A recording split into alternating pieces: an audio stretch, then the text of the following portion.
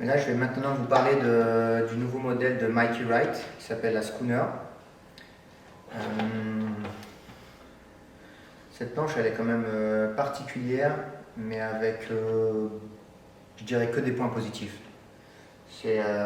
Contrairement à ce qu'on pourrait croire, certes, Mikey, c'est un surfeur extrême qui surfe des vagues radicales, très creuses, très puissantes. Mais quand il part en trip, il surfe un peu tout ce qu'il y a, toutes les conditions. Et je pense qu'il voulait une board qui va super vite, parce que lui, il aime la vitesse. Et je sais qu'il n'aime pas surfer des planches trop grandes.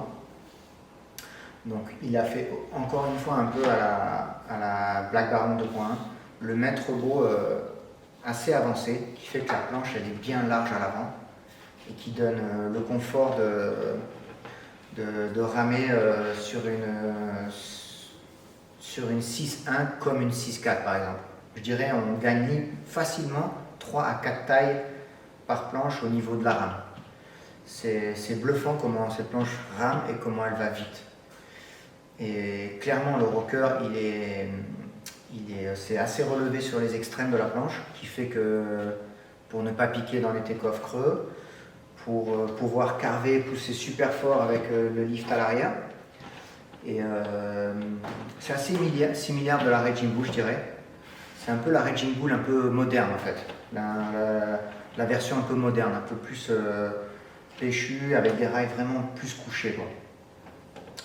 Et ensuite, contrairement à ce qu'on pourrait croire, c'est une planche qu'on peut surfer quand il y a 1 mètre, 1,50 m, onshore, pas top, parce que le fait qu'il y ait cette largeur et pas mal de volume, qui est vachement bien réparti sur le milieu de la planche, on est pas mal au-dessus de l'eau, assez confortable, on gagne de la vitesse assez facilement, et on a une super entrée en vague. Du coup, c'est quand même une planche qui est hyper polyvalente, contrairement à ce qu'on pourrait croire. Il ne faut vraiment pas penser à Mikey Wright en fait.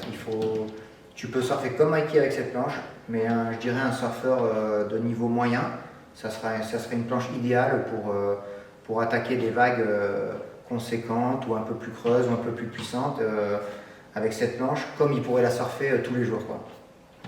C'est un peu comme je disais, comme avec la Raging Bull, si je devais choisir qu'une planche pour partir en trip, je prendrais ce modèle-là. Parce qu'elle est polyvalente, je l'ai super bien senti frontside comme backside, hyper confortable dans les tubes, hyper confortable à la rame, et elle cave hyper bien. C'est vraiment des planches que tu peux pousser sur le rail, car le rail est hyper fin et le tail est hyper étroit à l'arrière. Je ne sais pas si vous arrivez à le voir, mais c'est hyper étroit, qui fait que quand on commence à appuyer sur l'arrière, ça accroche vraiment. Et quand ça accroche, on peut pousser, et quand on peut pousser, on prend de la vitesse.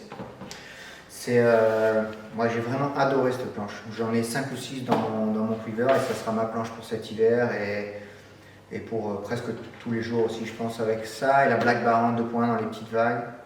Encore plus petites vagues, je surferai la Sub-Zero. Mais aujourd'hui, c'est un peu mes 3 planches préférées.